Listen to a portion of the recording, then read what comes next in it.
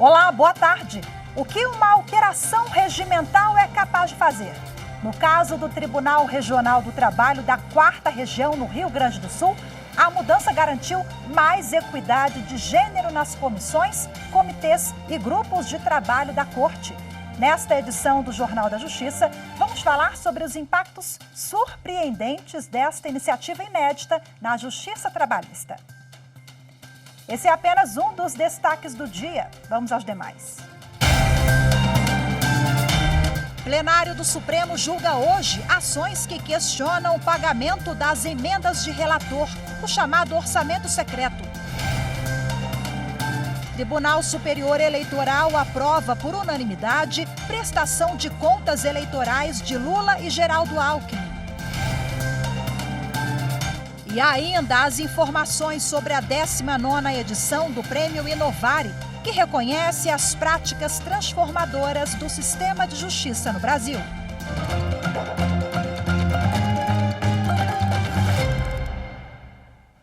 A solenidade de entrega do Prêmio Inovare acontece neste momento no Supremo Tribunal Federal, em Brasília.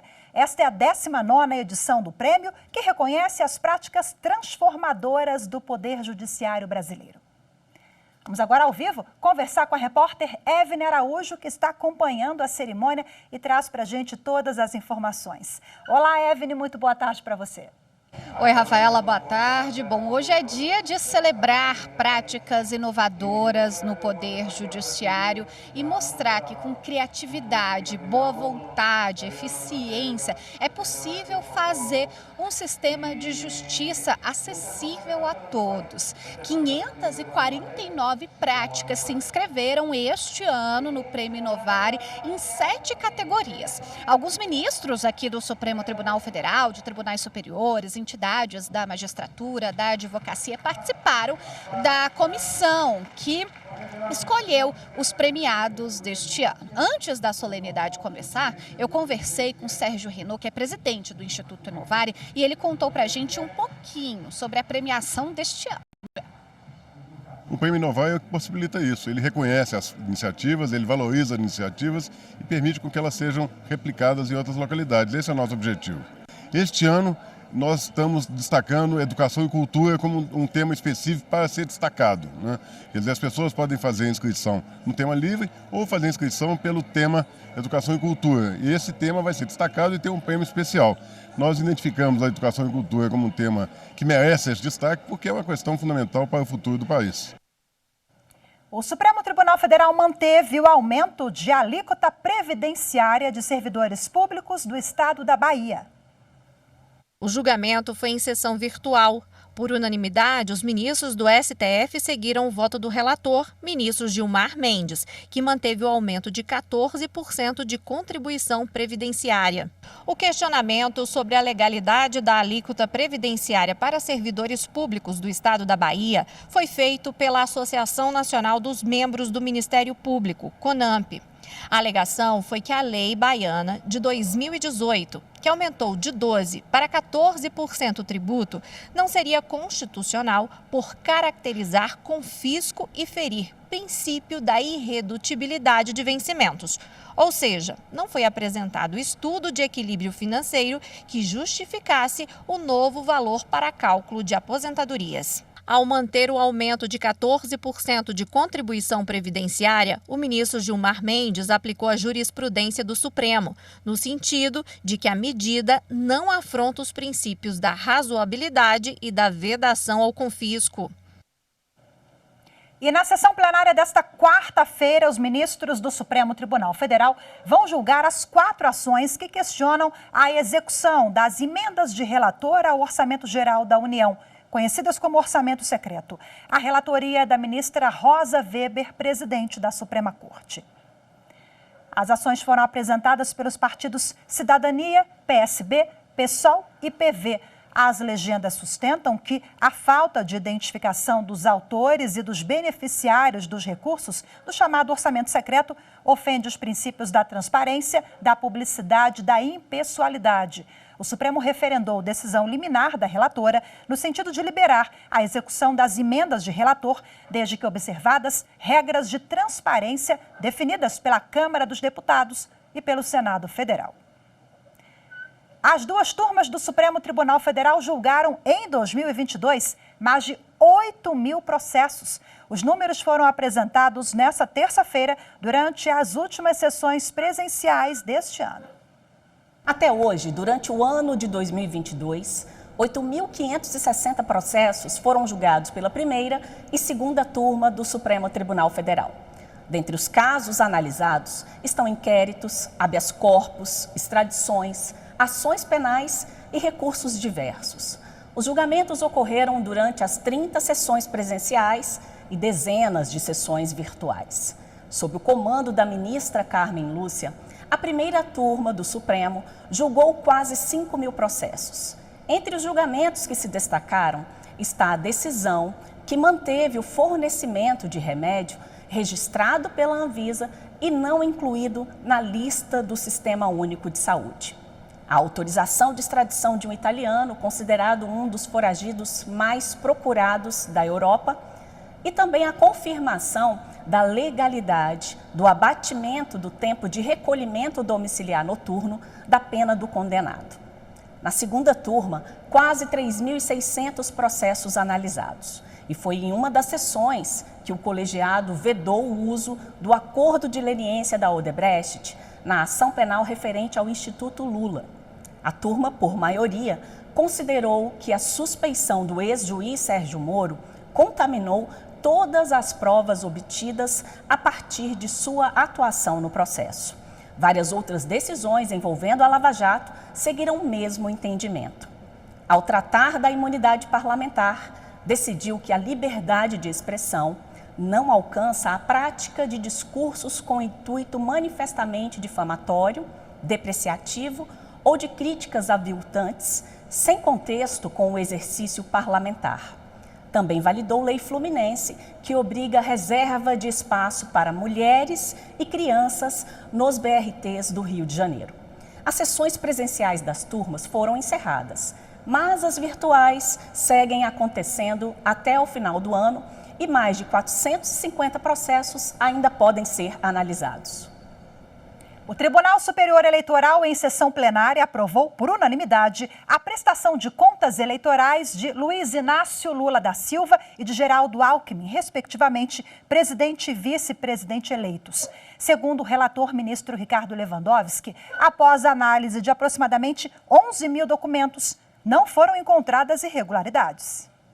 Julgo aprovadas na forma do artigo 77, inciso 1º da resolução TSE 23.607/2019, as contas referentes às eleições de 2022, o candidato à presidência da República, Luiz Inácio Lula da Silva, bem assim as do candidato à vice-presidência da República, Geraldo José Rodrigues Alckmin Filho. É como voto, senhor presidente.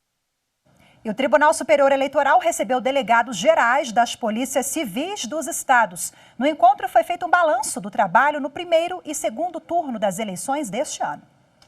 O presidente do TSE, ministro Alexandre de Moraes, o corregedor-geral, ministro Benedito Gonçalves, a ministra Carmen Lúcia e o ministro Carlos Horbach se reuniram com autoridades das polícias civis de todo o país para agradecer pelo trabalho prestado durante as eleições deste ano. Moraes destacou a tranquilidade de como ocorreu todo o processo eleitoral e afirmou que nada fugiu da normalidade e que nada rompeu a legalidade. Esse resultado, segundo o ministro, se deu pelo trabalho conjunto das polícias de todo o Brasil. O presidente da Corte reforçou ainda a importância da cooperação entre a Justiça Eleitoral e a Polícia Civil para aperfeiçoar as medidas nas próximas eleições.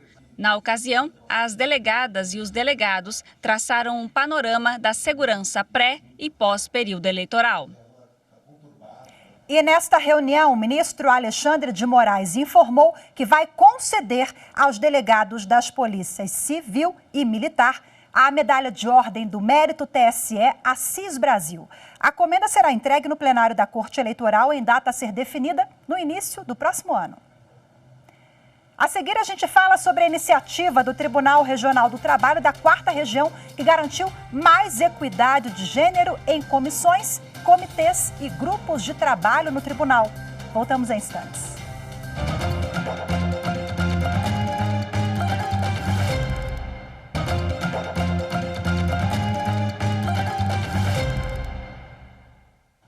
A 6ª turma do Tribunal Superior do Trabalho afastou a revelia aplicada a 2 empresas, uma de transportes e outra de turismo, de São Paulo. Os representantes das empresas chegaram 4 minutos atrasados à audiência de instrução processual. A revelia ocorre quando o réu é notificado de um processo judicial e não se defende, porque os representantes não estavam no local no início da audiência inaugural. A decisão do juízo de primeiro grau ocorreu durante o julgamento de uma ação movida por um motorista de ônibus que pedia a unicidade contratual das empresas que pertencem ao mesmo grupo. Ele pretendia ainda o pagamento de indenização por dano moral e material, diferenças salariais, adicional de insalubridade, periculosidade e horas extras. Na prática, a declaração da revelia implicou o reconhecimento de que os fatos narrados pelo empregado eram verdadeiros. Assim, parte dos pedidos foi julgada procedente. As empresas recorreram ao Tribunal Regional do Trabalho da 15ª Região em Campinas, interior de São Paulo, com o argumento de que tiveram o direito de defesa cerceado. Também sustentaram que a advogada e seus representantes chegaram 4 minutos atrasados à sala de audiência, mas a pena já havia sido aplicada e o motorista ido embora.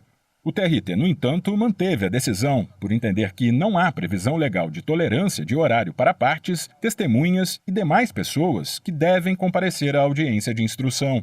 No Tribunal Superior do Trabalho, a relatora do recurso de revista das empresas na 6ª turma, ministra Kátia Arruda, afirmou que a orientação jurisprudencial número 245 da seção 1 de dissídios individuais do TST dispõe que não há previsão legal de tolerância para o atraso no horário de comparecimento da parte na audiência.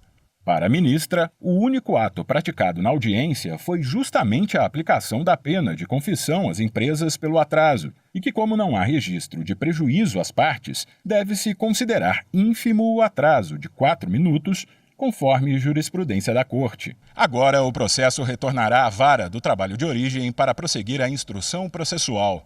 A decisão foi unânime. O Tribunal Regional do Trabalho da 4ª Região alterou o regimento interno para que a equidade de gênero seja observada na composição das comissões, comitês e grupos de trabalho. A iniciativa é inédita na Justiça do Trabalho.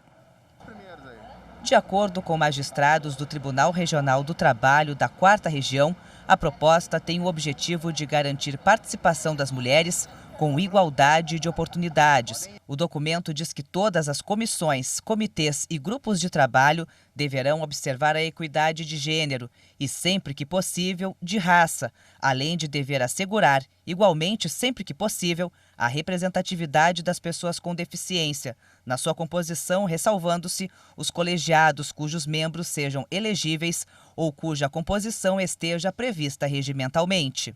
Hoje, as mulheres representam 51% do quadro de magistrados e 48% do quadro de servidores em exercício na Justiça do Trabalho gaúcha.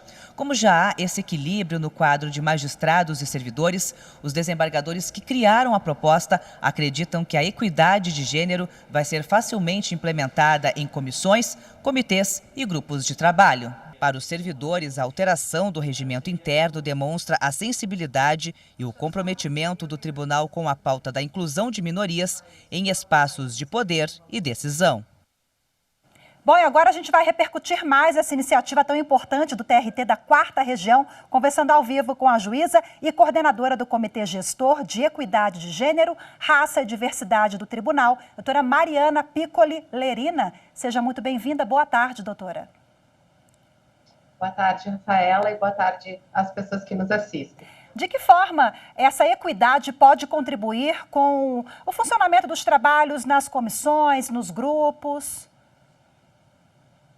Bom, Rafaela, a iniciativa de nós propormos essa regulamentação decorre, primeiro, do fato de que a gente já tem uma política de equidade bem avançada no tribunal aqui da 4ª Região, desde 2017, E, além disso, a gente tem também uma política judiciária do próprio CNJ desde 2018, por meio da Resolução 255, que trata do incentivo à participação feminina no Poder Judiciário. A partir dessas duas regulamentações, tanto o Comitê de Equidade quanto a Matra 4 se debruçaram sobre o tema desde o princípio ali do ano de 2020, fazendo uma verificação, especialmente nos grupos de trabalho, que são grupos que assessoram de forma técnica a administração do tribunal, para verificar a participação feminina. E se verificou que havia uma predominância de participação de homens, e da mesma maneira que nós não verificávamos uma diversidade também em matéria de raça e pessoas com deficiência. A partir disso, a gente, então, entendeu que seria adequada essa regulamentação de forma pormenorizada, que não só aquela tratada na política de equidade, porque além de a gente dever espelhar a realidade não só da sociedade em geral, mas do próprio quadro do tribunal em todos os espaços e especialmente nesses que assessoram a administração, essa diversidade também contribui para que nós consigamos tornar naturalizar a presença de mulheres, LGBTQIA+, pessoas negras e com deficiência em todos os espaços do tribunal. Doutora, e vocês já estudam também uma próxima etapa, né? A edição de uma resolução administrativa prevendo a recomendação dessa equidade em todos os ambientes. Em que pé estamos? Qual é a expectativa para essa mudança que é um pouco mais audaciosa, digamos assim, porque envolve uma tramitação um pouco diferente, né? Estudos avançados sobre composição. Explica para a gente. Exatamente. Essa previsão que foi citada agora há pouco na matéria, né, que constou ali o conteúdo, é uma inclusão no regimento interno e trata, de uma maneira geral, dos grupos de trabalho, comitês e comissões do tribunal. A par dessa proposta que foi aprovada à unanimidade no Tribunal Pleno no dia 24 de outubro desse ano, também faz parte da proposição uma regulamentação via resolução administrativa, que aí é de atribuição do órgão especial do tribunal em aprovar ou não, ou aprovar com alguma alteração. Essa proposta de resolução administrativa prevê a recomendação a todas as unidades judiciárias que adotem medidas tendentes a incentivar tanto a participação feminina quanto de pessoas negras e pessoas com deficiência e da comunidade LGBTQIA+, especialmente em cargos de chefia, gestão, tomadas de decisão, e além disso, também nos juízos auxiliares, em outros ambientes também que assessoram tecnicamente a administração do tribunal, e além disso, nos eventos institucionais. Uma segunda parte da resolução prevê uma regulamentação em relação ao fluxo da escola judicial, e essa matéria estava pautada para o mesmo dia em que proposta a inclusão da regra no regimento interno, mas se entendeu que havia uma necessidade, especialmente por tratar de questões operacionais e que regulamentam fluxos de administração, tanto do tribunal quanto da escola judicial, que havia necessidade de um maior amadurecimento do conteúdo. Então, nós estamos, especialmente no âmbito do comitê e da Matra 4, em diálogo permanente com a administração e com a escola judicial, para nós conseguirmos adequar o conteúdo da proposição de maneira que nós tenhamos uma regra que seja factível e possível de ser executada. Vamos finalizar rapidinho, que o tempo já está até estourado, minha diretora já sinalizou aqui. Ganho jurisdicionado também. É importante, né, ter essa equidade e isso pode ser revertido também para a ponta, para quem acessa, para o cidadão. Com certeza, Rafaela, a nossa ideia é não só tornar, promover a diversidade no espaço institucional, mas também naturalizar a presença dessas pessoas em todos os espaços e que o jurisdicionado também possa ter esse contato que não seja só naquela figura do padrão do homem branco, heterossexual, sem deficiência, socialmente favorecido. né? É importante que a diversidade esteja em todos os espaços e também, especialmente na magistratura, que é a quem cabe julgar os casos e dar essa perspectiva integral, né? Porque a nossa sociedade é diversificada e é importante que a gente tenha essa visão também da perspectiva integral. Perfeito, doutora. Muito obrigada pela sua participação. Boa tarde, viu?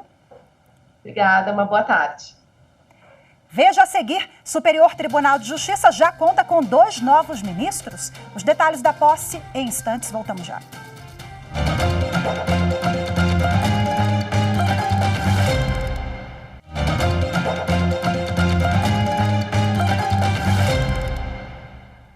O Superior Tribunal de Justiça empossou nesta terça-feira os novos ministros da Corte, Mesode Azulay Neto e Paulo Sérgio Domingues.